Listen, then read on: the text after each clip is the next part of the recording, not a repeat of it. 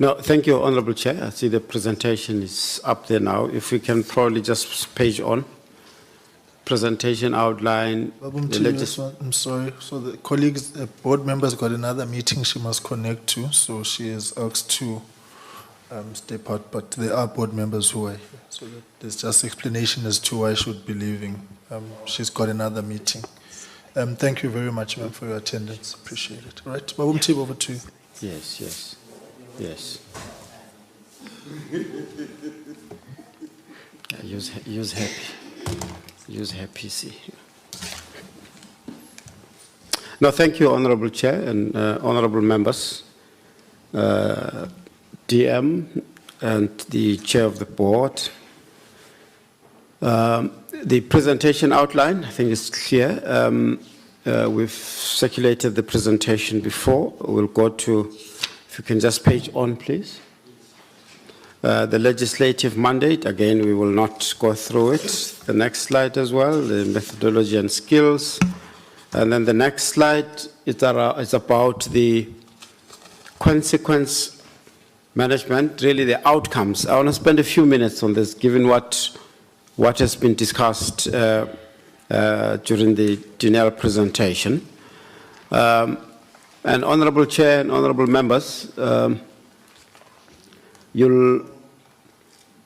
when we present, you'll realize that the investigation is largely completed, and we will be going through some of the findings and the outcomes. Now, this consequence management, particularly on the civil litigation part, because there's a number of civil litigation matters that we will be indicating, either consulting with counsel and so on. So that part is really to ensure that we recover monies that Dinel has lost, and we are enjoined by law to do that. Amongst others, listening to some of the presentation is that when we become aware that some employees resign in the face of a disciplinary process and there's evidence pointing to them, if we become aware timely, then we're able to institute processes to freeze the pensions, which we have done in other instances. On the civil litigation part as well, we include those employees who are no longer employed, but the evidence indicates that they were implicated in the process. And that takes me now to the second block, which is the disciplinary action. You'll see in the main, in the presentation, in some of the instances, we will indicate that the employees are no longer, or no action can be taken because the employees are no longer at Dinel. And that is the result of the labor relations law, that when you're no longer an employee, we can't take disciplinary action.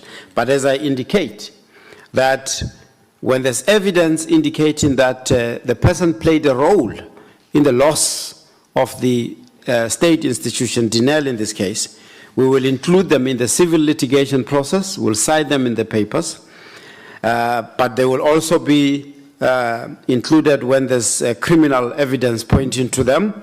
This is the next block now on the referral to NPA for prosecution. So the fact that they've left does not exonerate them from other actions. I think it's important to underscore that. Now, the issue of the previous board members as well, I think is important to emphasize. That when we take actions, well, firstly, if there's evidence indicating that there has been evidence indicating wrongdoing on the part of the board, whether negligence or any other infraction, in the civil litigation part, we also cite them as respondents, so that they are held to account as well. And that would also include considerations for instituting delinquency actions. I think it's important to note that. On the extreme right, there's various regulatory and referrals that we do ordinarily in investigations. In this investigation in particular, there might be some other referrals that we consider to other regulators, including in some of those international issues that we are settled with at the moment. Now, at the bottom there is the systemic recommendations which we do, and at the stage where the investigation is and the findings, we're hoping that when we focus on the maladministration and the governance part, we will present the outcomes to the accounting authority, and that they could use those inputs for considering as part of implementing the turnaround strategy. The next slide, I'll go into the background now for this investigation. This investigation, as we indicated before, it emanates from a complaint received by the SIU about October 2018, and some of these allegations emanated from the audit findings of 2018-2019, because we do that.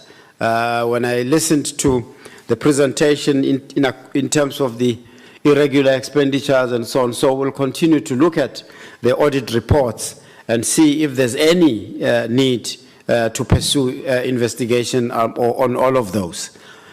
Based on these allegations, we then drafted a motivation, which was, of course, signed, which was published in July 2019 to investigate certain allegations in relation to the affairs of Dinel.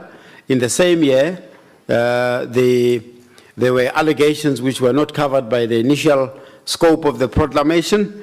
We then approached the President so that the proclamation can be extended. As proclamation indicates, the SIU is authorized to investigate serious malpractice or maladministration into the affairs of Dinel, which have taken place between the period of 1 January 2015 and the date of publication of the proclamation, which was the 8th of November 2019.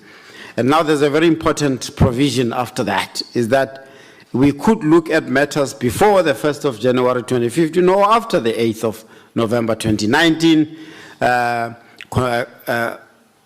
if they are connected with or incidental or ancillary to the matters mentioned in the schedule. Now, in terms of the terms of reference, which are included in the schedule of the proclamation, which is the next slide, thank you. In terms of this schedule, SIU investigation focuses on the following 6 key areas: the procurement or contracting for information technology, security assessment services, the procurement or contracting for services to develop a white paper for a funding model, and the procurement or contracting for legal services, the procurement or contracting for steel fabrication services and steel fabricated goods, the awarding of bursaries by Dinel, and unlawful, irregular, or unapproved measures or practices in relation to the misappropriation of proprietary and intellectual property rights in Dinel air-to-air missiles, standoff weapons, surface target missiles, air defense, and unmanned aerial vehicle system. As I indicated, we're going to be touching on all of this, but at this stage, perhaps just upfront, Chair, to comment on the IP issue, and you'll see when we come to that already there's a finding. Yes, indeed, I mean, we've engaged with the board in terms of the need, and we will keep them informed when we prepare the civil litigation process, so that the business needs and the needs to take action, there's a consideration there. Chair, we looked at some of the areas that in the investigation section of the Dinel presentation. All of those matters really are covered by our investigation. Chair, I'll hand over now to go into the actual findings of the investigation and outcomes. I'll hand over to Ms. Klesibe, who's the lead investigator in this process. Thank you. Thank you, Chairperson. Good afternoon, Chair, committee members, the Deputy Minister, the chairperson of the board, Advocate Motibi, and colleagues. I'm starting with the procurement of the IT security assessment services. Chairperson, you've already indicated that we must just touch on the salient matters. This investigation is complete, but what I can just mention as a way of background, this emanated from a potential partnership that Denel was envisaging with 2 foreign countries on an ICT project. And obviously then they were looking at capacitating Denel in terms of then the IT skills. And this is where then they got someone that they was running as a project manager who then sourced some of these IT companies, and there was no procurement process. The group CEO of the former group CEO would then meet with them and agree to certain terms. In this particular one, that is part of our motivation and the proclamation, the company and the group CEO, they met and they agreed that the company will submit a proposal. And then on the signature on that proposal, then it was then agreed that it will be the approval. So the terms of that agreement then was contained in that proposal. And 70%, actually the 100% advance payment was part of the proposal, which was agreed by the group CEO. And this matter was not tabled before the board, before the approval. And then after the proposal was signed, then the company started demanding the 100% advance payment, and some negotiations started, and Denel was then prepared to pay 70%, which was then done. Considering the magnitude of this project, because it was to assess the vulnerability of Denel as an entity in terms of cyber attacks. So they ought to have at least involved the state security agency, which was not involved at the time. So the company then presented to the leadership of Denel at the time, and then they started demanding the outstanding 30%, which Denel then demanded the final report before releasing the 30%. That then ended up in a litigation process, and Denel defended this, and obviously they raised a special plea on jurisdictional issues, and also a counterclaim of that 4.6 million, which was paid by Denel, basing the effects on the fact that the report was not yet submitted to Denel. And this is the stance that we are supporting as the SIU. Chairperson, maybe just to bring you forward, we interacted with the company, we interviewed the CEO of the company, and the company was prepared to provide Denel with that report, assessment report, and also to abandon the 1.9 million rand claim.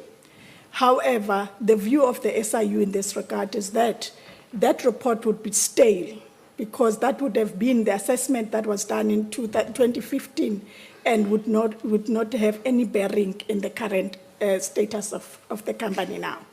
So we then advised Denel to pursue this matter, because at that stage, Denel was facing these liquidity issues and they didn't have money to proceed. But now we are pleased to share that the process is in an advanced stage.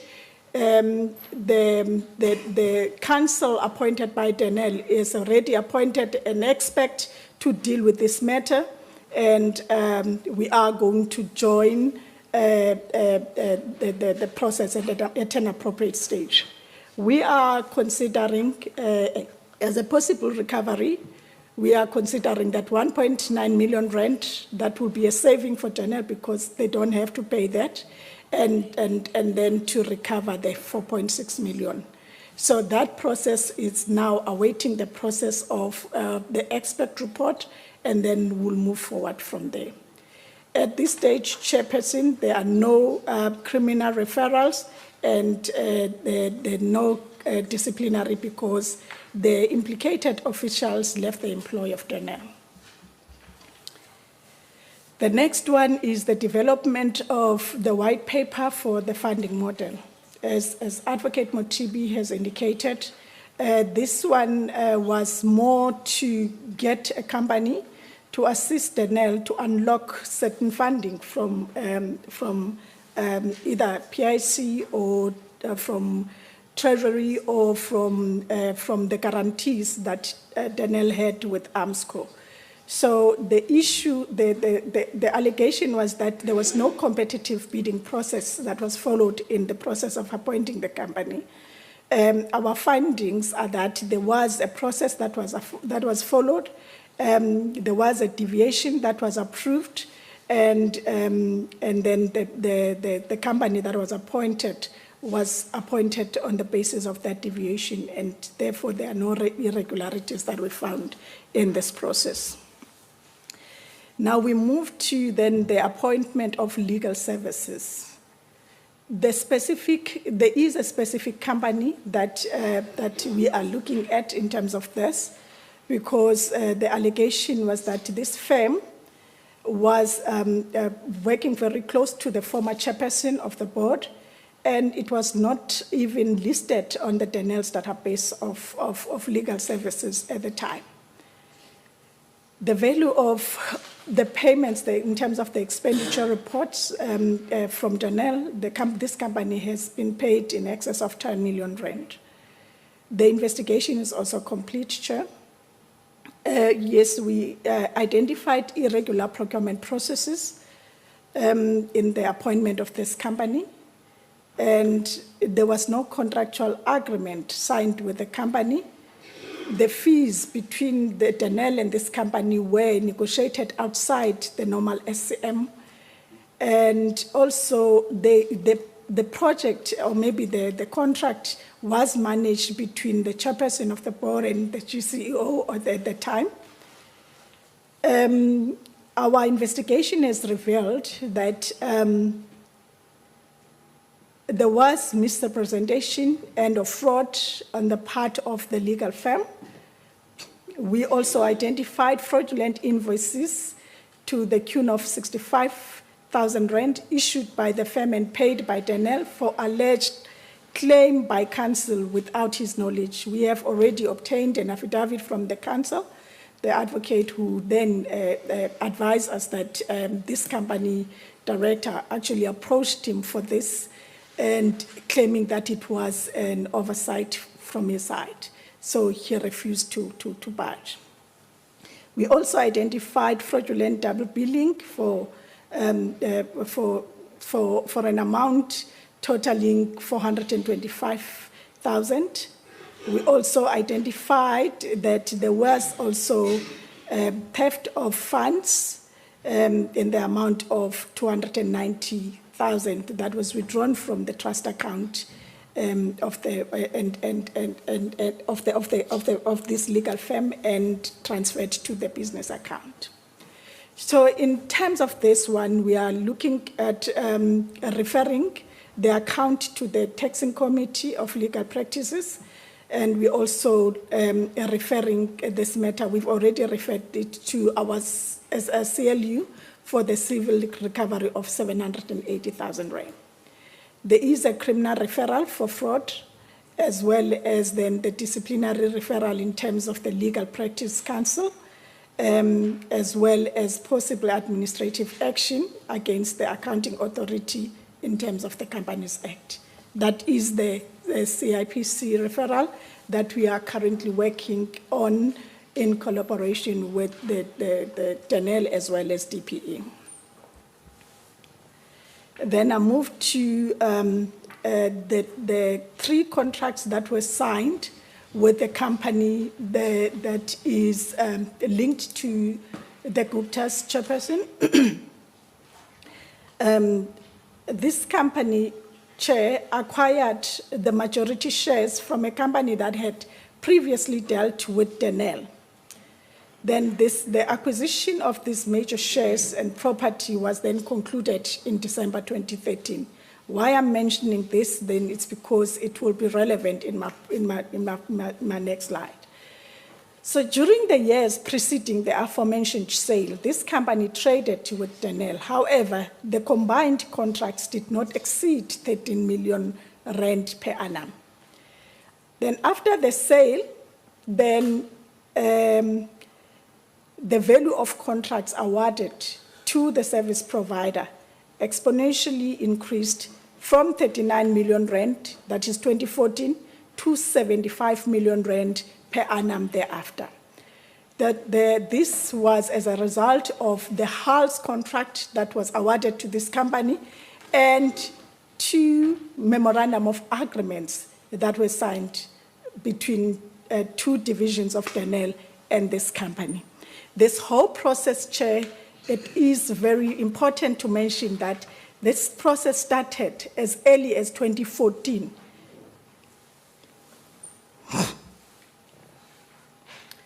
So in this slide now, it depicts then the value of contracts from the years 2009 to 2017. If you look at then the slides, you'll see that from 2014, we started to see this like growth in terms of the value of contracts that were awarded to the companies.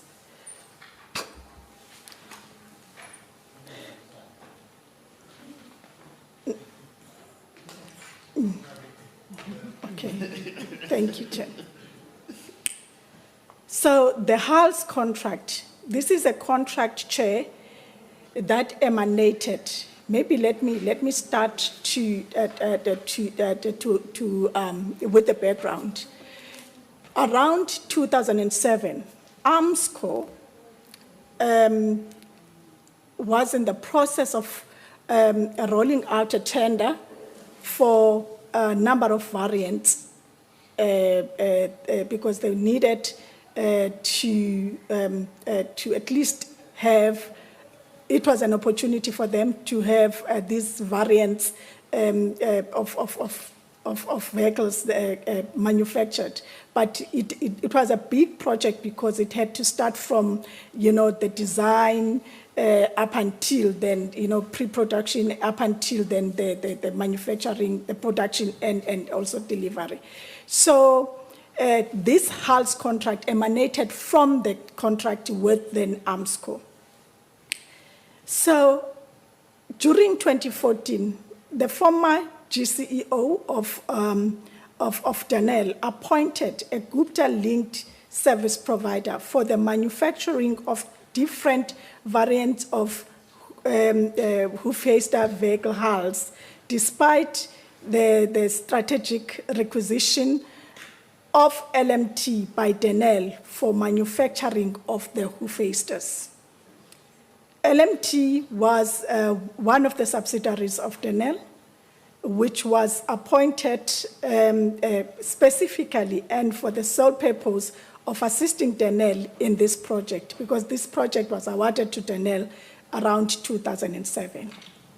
So in late 2014 and early 2015, in addition to the contract that was awarded in 2014, there were 2 memorandum of agreements that were concluded, appointing the same service provider as a single source supplier for DLS as well as DVS for all steel fabrication and steel fabricated goods, and the contract was for 10 years. No value was attached to these contracts. this process was found to be irregular. These were open-ended contracts. Whenever they needed steel fabricated services or steel fabricated goods, they would simply go to this in terms of this memorandum of agreements. The two memorandum of agreements were approved by the then acting GCEO, even though the group supply chain executive had declined the recommendation of the DLS ExCo to appoint the service provider. All processes then to appoint the service provider on 3 of these contracts were irregular, and the adjudication scores for the HALS contract, now this one goes back to the HALS contract, the scores were manipulated to favor the service provider. How the scores were manipulated, they were manipulated in terms of the threshold. You know, all other service providers will be awarded a score of 20 out of 45, but this company was awarded a score, for an example, of 50 out of 45. So, which then reflects then that the scores were manipulated. The service provider is currently under business rescue. The service provider is currently under business rescue as we speak. However, this same service provider has obtained default and execution judgments against Denel as a result of certain breaches in terms of these contracts and unpaid debts. So on those bases then, Chair, we then felt that, you know, if then they have the local standing to litigate against Denel, then we can also litigate against them. So in terms of then our outcomes, there is already a senior counsel that is appointed by the SIU to litigate against this company. Why we want to litigate against this company is that whilst we have at this stage not identified any fraud, but the LMT, which was the subsidiary of Denel, in terms of all the processes, had it not been the manipulation of the scores, then LMT would have been the successful bidder for this contract. So we want to then litigate and see if we can't recover then the difference between LMT's quoted prices and what was quoted by this company from the executives themselves, and also consider then looking at profits from the company that was then appointed. We have referred evidence pointing to the Commission of Criminal Offence against 7 former members of Denel, the group, as well as then the DLS being then the division of Denel to NPA. This is also part of then the State Capture Commission, and our findings, Chair, are consistent with the findings of the State Capture report. In terms of disciplinary referrals, all those. Can I ask you to humbing 320 kilometers per hour? I'm saying the presentation is comprehensive, and I was saying please take it as read and cover the salient points. Thank you, I'm just Chair. trying to bonus card state what is yalimala nje kancane. Thank you, Chair. I think that is helpful. Okay. So we referred to disciplinary referrals, 1 to SAA and 1 to Denel, in terms of then some of the former employees that are there. Those referrals have already been referred. Then in terms of then the other who faced the contracts, Denel then realized at some point, I think it was around 2021, that, you know, they have not, there are issues with regards to the entire who faced the contracts around the 30 companies that were appointed for this. So then they referred this to us, and we are looking into this. This investigation has just started, but what I can highlight here, Chair, is that we have now been advised by some of the members from DLS that certain crucial documents were destroyed. Then I move to the chart contract. I'm not going to bore you with the background, but there are 3 salient points in terms of this contract. we are looking at then the appointment of a company that was going to deliver the donor trucks from China, the Sino truck drive train chassis. So this company was paid an advance payment of oh,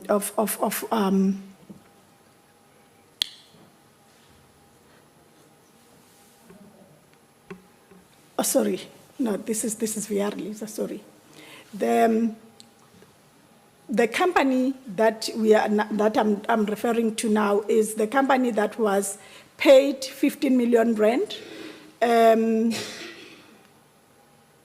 That was paid to the same Gupta-linked company, which was supposed to then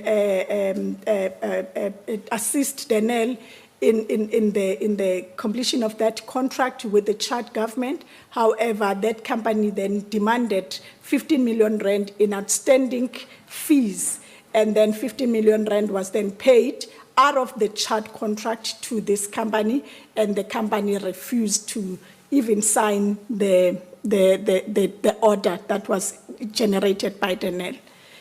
Then the other one, I apologize for the misalignment. The other one is the company that was appointed for the donor fund, for the donor chassis, which was the Sino truck that had to be procured from China. These donor vehicles were going to be used as platforms for these armored vehicles as requested by the Chadians. The SIU found that the appointment of this company was irregular because the submission for the deviation was based on misrepresentation. The company was paid again 13 million rand out of the Chad contract amount, and it must be noted that no contract existed between DLS and as well as the service provider. One Sino truck was delivered to Denel as part of that. So we are also referring this one for the recovery of the 12 million rand. And then we have identified evidence pointing to criminality against 7 entities and individuals, and that is currently under our legal review. The implicated officials, they left Denel. Then the other one is then the TA, the appointment of the technical advisor. I think then the interim GCO pointed to this one. All the processes that led to then the payment of that was irregular, and none of the policy prescripts were followed by the GCEO, and we are also referring that for the recovery of that 9 million. But then it is important, Chair, to point out that this company is in Hong Kong, and then it's also going to be one of those foreign entities that will be difficult to litigate against, because we need to then invoke certain treaties. Then we move to the awarding of bursaries. When we received this one, Chair, already the SAPS was already involved. The matter was already reported to the SAPS, and there were 3 bursaries. What I can highlight here, Chair, is that already in one instance, an AOD of 559 was already signed, and the debtor has already paid in excess of 457,000 rand. No disease because the officials left Denel. Then the second one is a claim of 234. It's a second student who also was not successful in the program. And in that, we issued a letter of demand, and then summons were served on this, and then we are currently applying for a default judgment.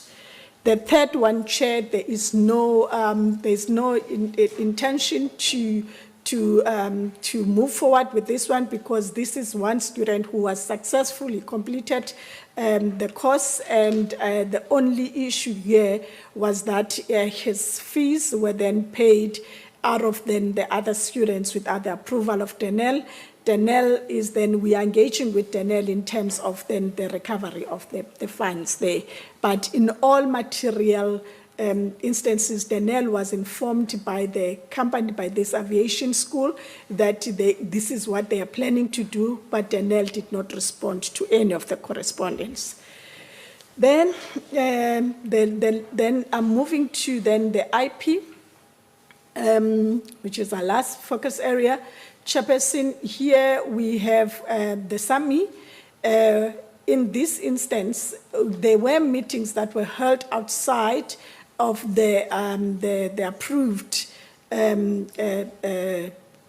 delegation, and therefore then there were documents that were signed, that were shared with the officials of the SAMI. However, from the ones that we have seen through emails, the information that was electronically shared, there's only one document that was considered confidential. Other documents that were shared in secret meetings, we don't know what are those, but it would seem that, there were meetings that were held with the government, the semi-government outside the approved official structures of Denel. The next one is then the one with the UAE. In this one, Chairperson, please allow me to just spend a little bit of time here because it's very serious.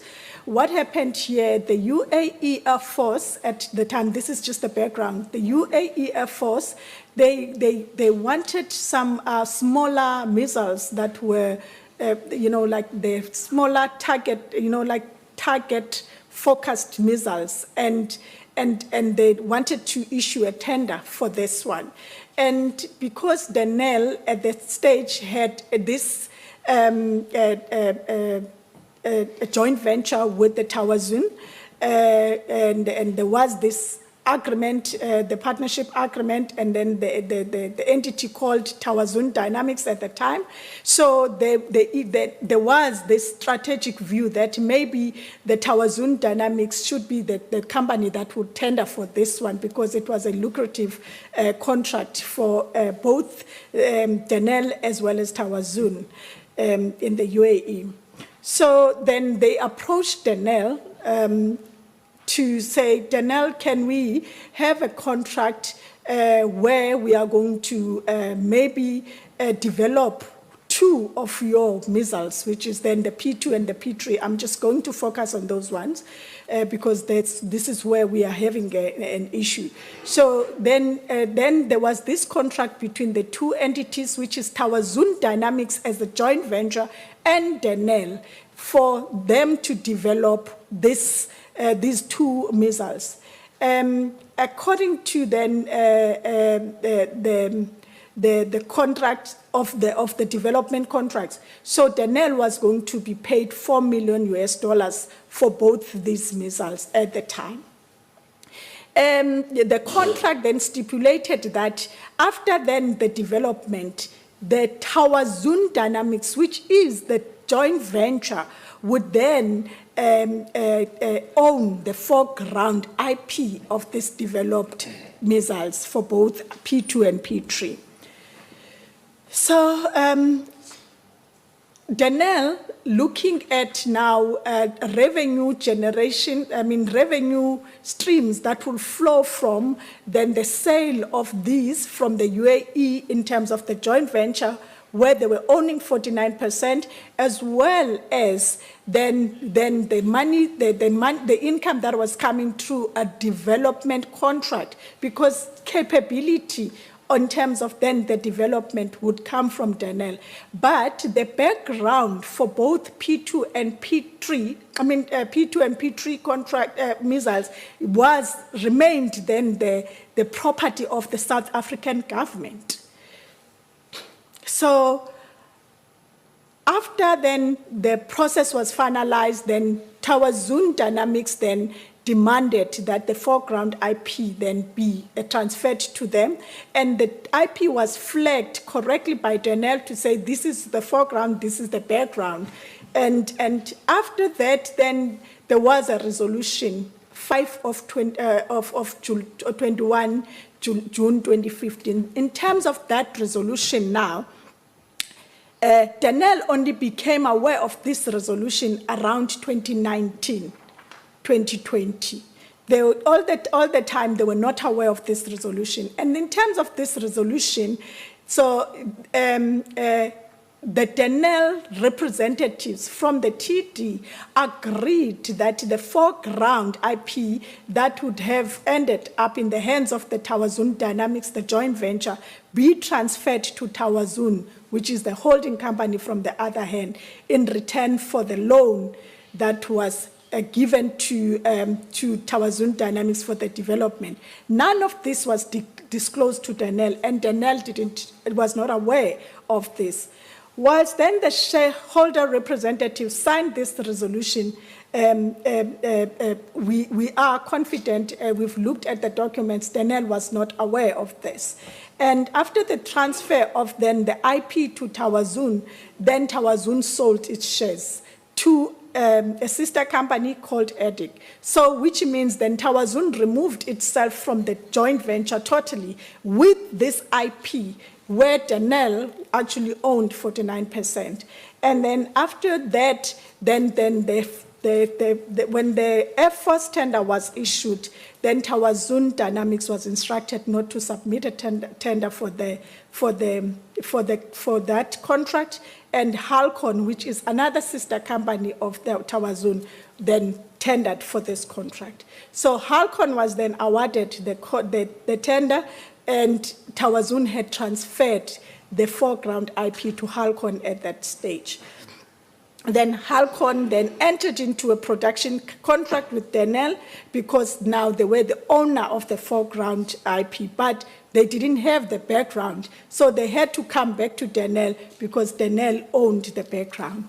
Then after that production contract, then the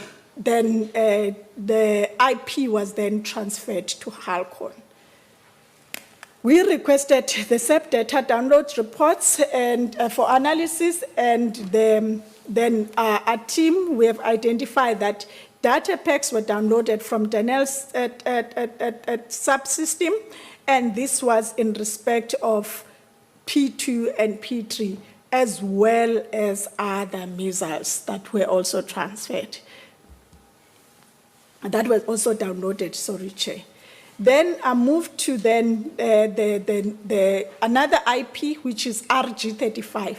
This one, this IP emanated from from BAE system. This was like one of the vehicles that was owned by BAE system. When Denel acquired LSSA at the time, which is BAE system, you know, the motivation as well as the valuation was based on the revenue streams that would have been generated from then this RG35. But shortly after then the acquisition, on 3rd of August 2015, then there was an agreement to sell then the IP and the hardware to NEMA, which is also a company from UAE, which is a sister to these other companies that I've referred to Supra. So there were also additional contracts that were lined up in terms of this contract, and the person who signed on behalf of Denel was an employee of Denel who had no delegation to sign such contracts. And then after the signing of this contract, this employee resigned from Denel, and he's currently the CEO of NEMA, and he's the one who's currently demanding this IP from Denel.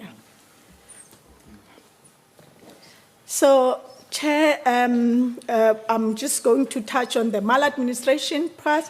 We have touched a lot on this one now in terms of looking at the governance and the maladministration within Denel. We've interviewed a number of crucial people in this space who have assisted us in terms of this aspect. However, we want to finalize all the focus areas before we get into these ones. Mainly what we want to identify is the cause of failure of governance structures at Denel, the individuals that are responsible, the process that we are going to embark on. It will also be then covering the establishment of the Denel Asia business, the acquisition of LSSA and the funding related to the acquisition. The reason for us to look into that is because when we were investigating the Who Phase 2 contract, whilst we investigating the Who Phase 2 contract, we identified that some money from that project was ring-fenced for that project was used as a guarantee for the acquisition of that company, and it was ultimately used by to settle then the outstanding balance there. We are also looking at the relationship between Denel and its subsidiary, especially LMT, and we are also looking at other key decisions affecting Denel. We're also looking at how the failures contributed to the current position and also make systemic recommendations. Update on the state capture chairperson. There were 4 matters that were covered in our proclamation that are related to the state capture. 3 matters in terms of our investigations are finalized.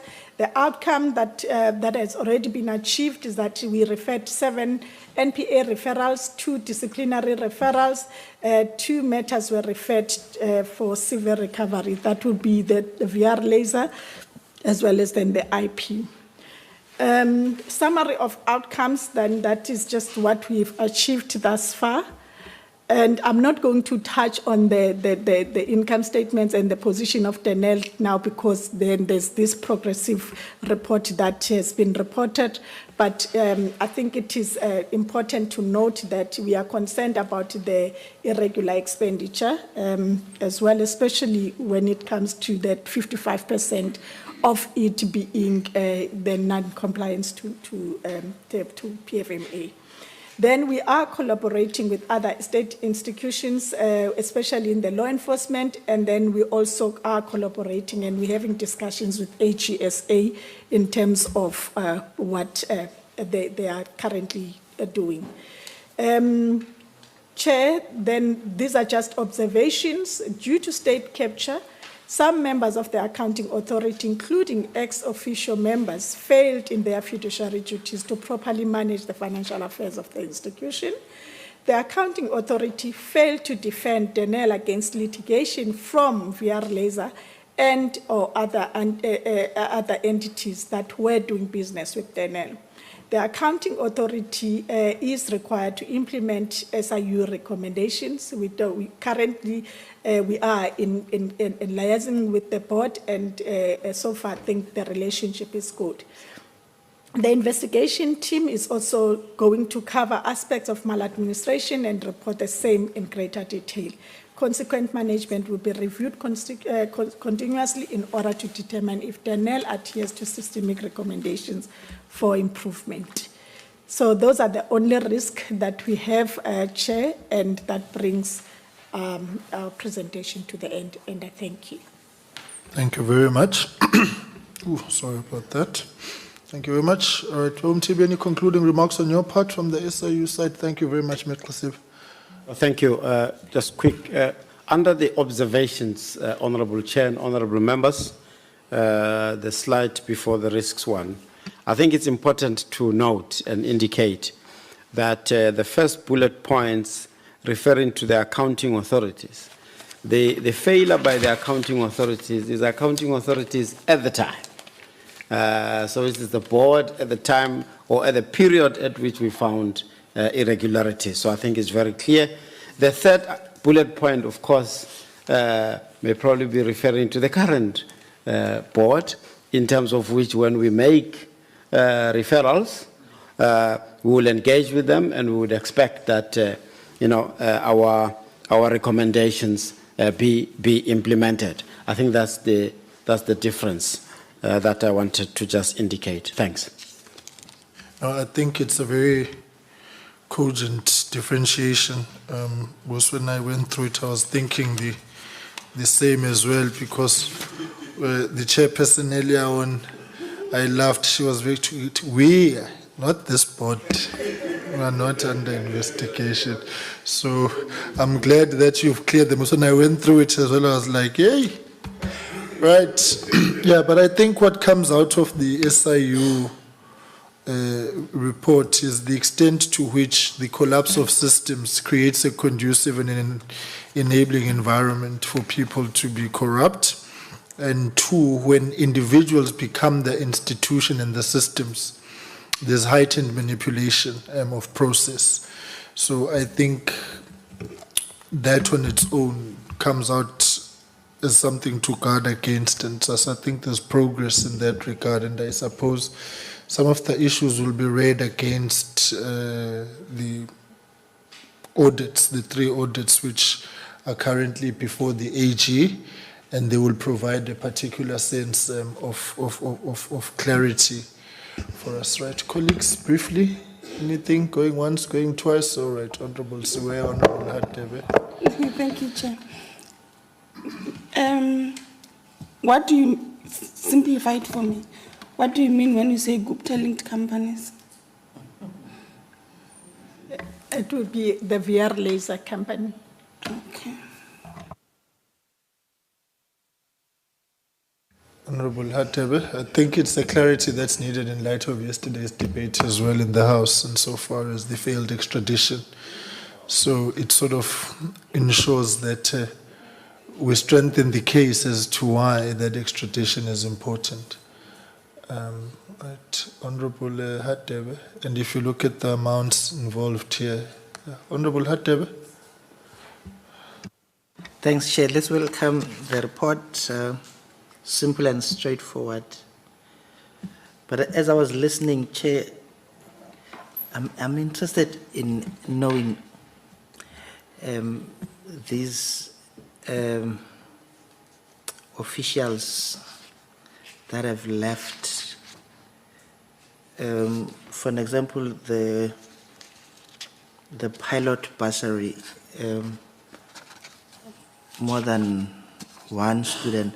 Are you referring to the same officials, different awards? Yes, Chairperson, it was same officials that dealt with this, and the awards were done in the same year. All right. Thanks. It's a pity there are no number of officials. How many are you referring to and say implicated officials?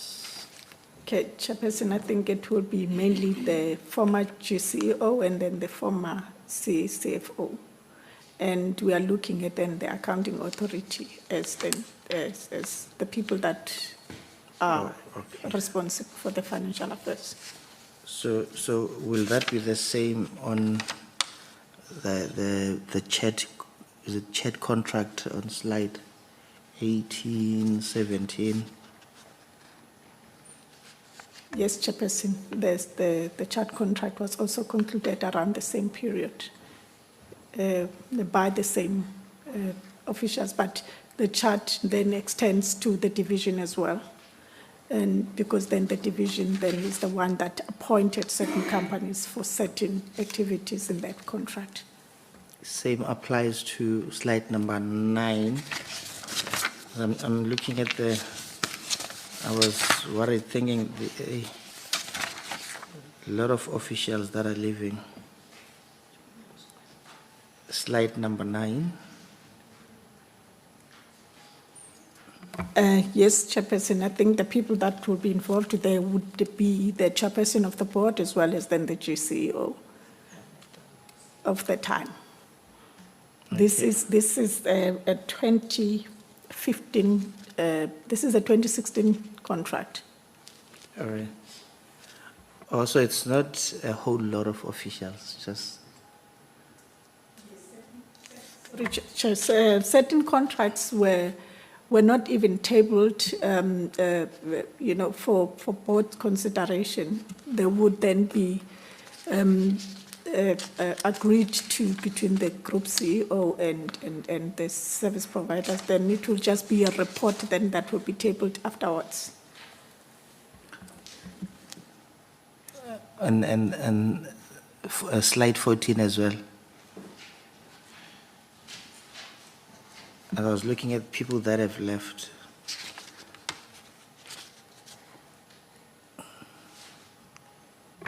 Slide 14, Chairperson, we managed to track 2 of the people that were involved. yes, I'm saying it says all implicated have left except for one. And then there's one who is now working for another state-owned entity. Yes. But it also says there, is that slide 14? Yeah, slide 14. Then it also says referred evidence pointing to the commission of criminal offense against 7 former members of the Denel group on the right-hand side under criminal referral. It then speaks of 7.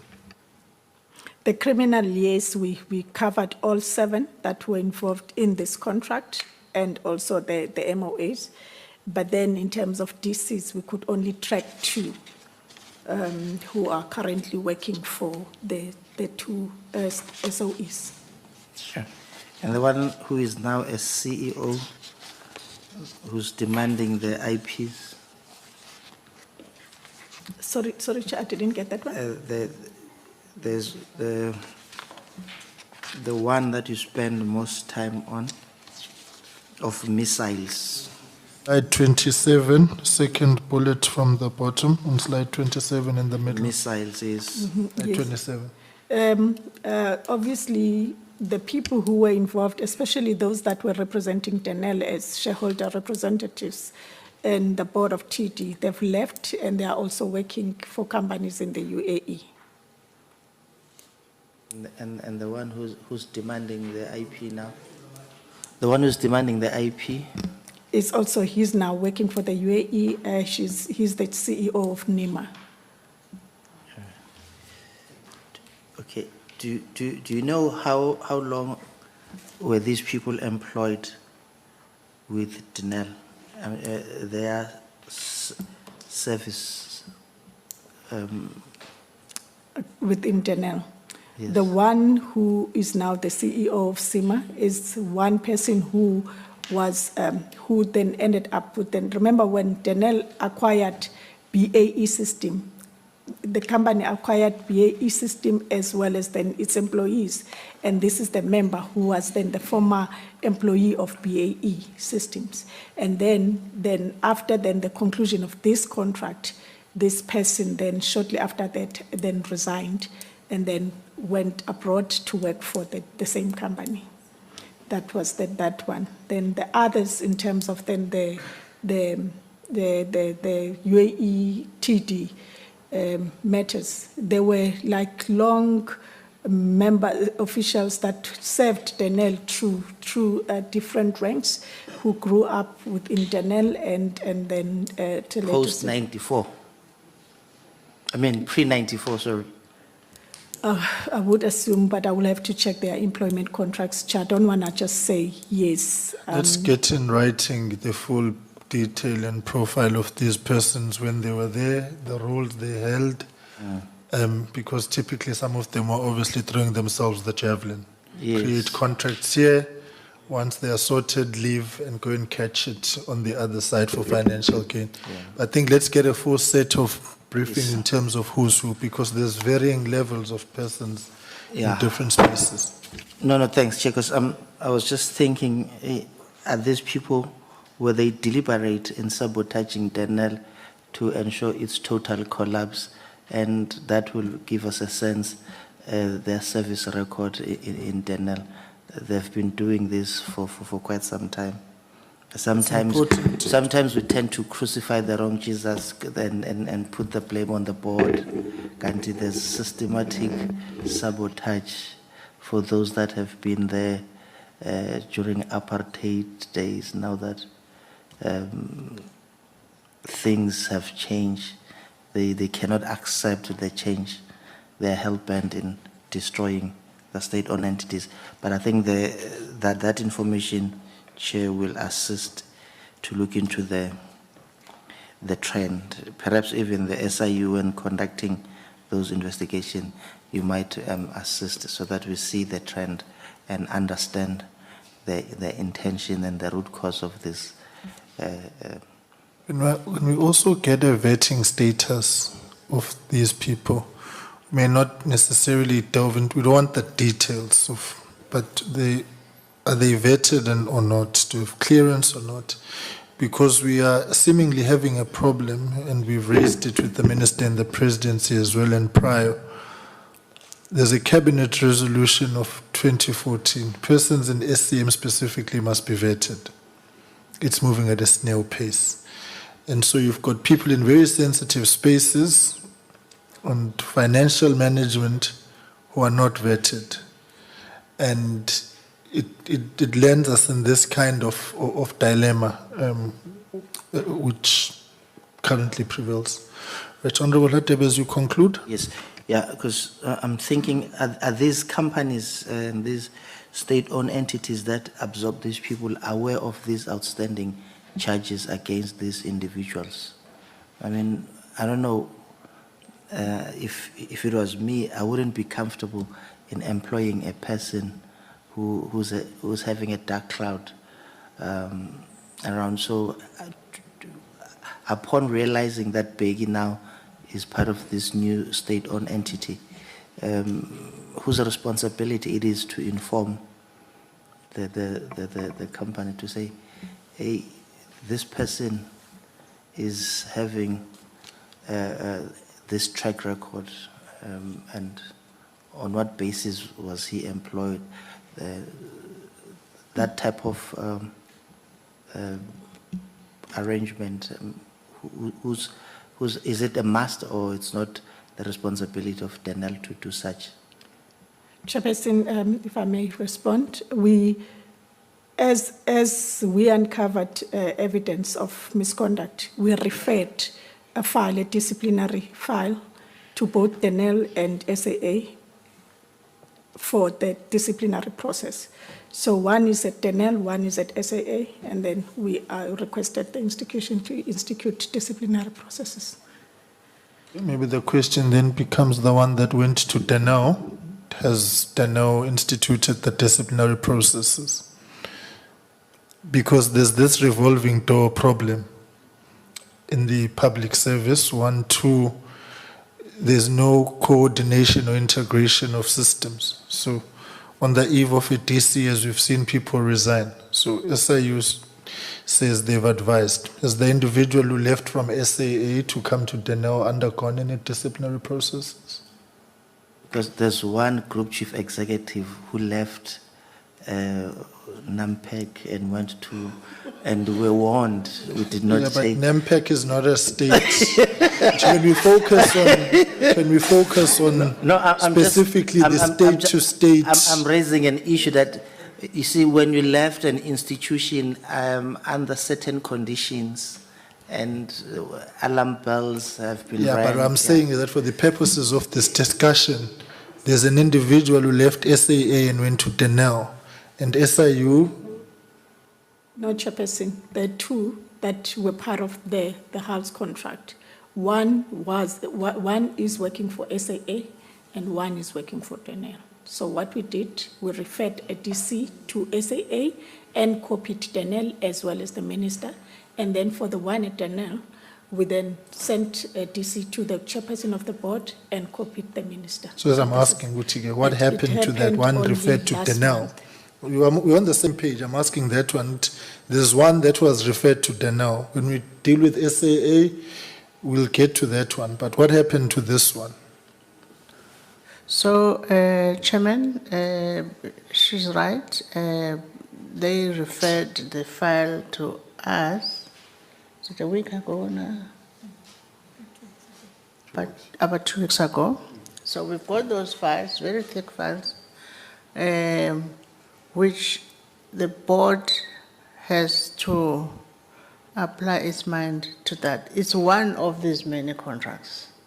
It's a VR laser one. And the ex-CEO is in Denel as a contractor for part of the restructuring. So with that file now that we've got from SIU, this board is now going to apply its minds to that and come back to SIU in terms of what we do. What is severe here, Chairman, is the level of the systemic thing, which is why I was saying, on the one hand, we have to deal with the UAE because it's a market we need to deal with. At the same time, that is where we lost most things, IP and people.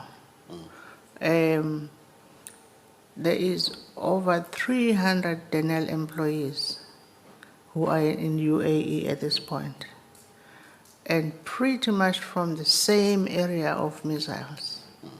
So it's quite a severe concentration of people who have gone there, and they didn't go at the same time.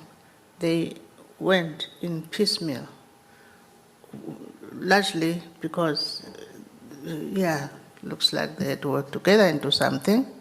So we have to carefully look at that, deal with that, and at the same time walk this fine line of dealing with UAE, the country, and do the right. We still have a joint venture there that still has to do business.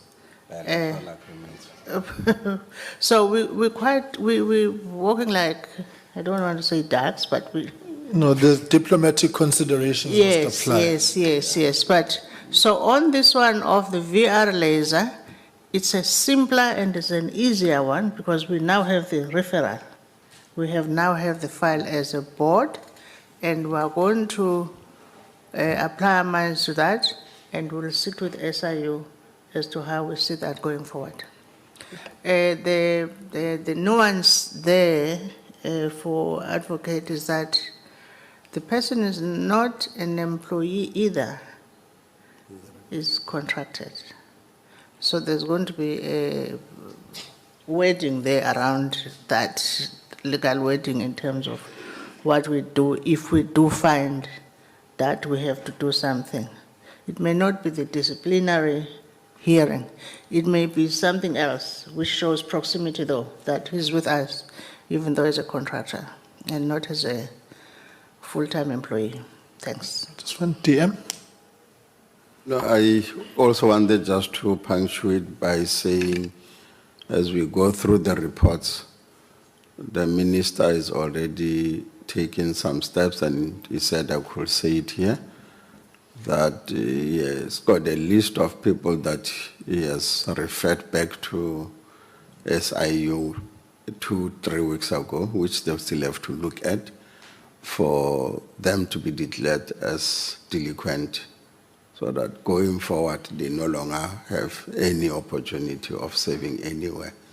And it's a group of them, so we are also trying to now begin to respond to that, but it's still at that stages of back to and sensitive, and so the list is there, but we will not be able to say who are the people. Thanks.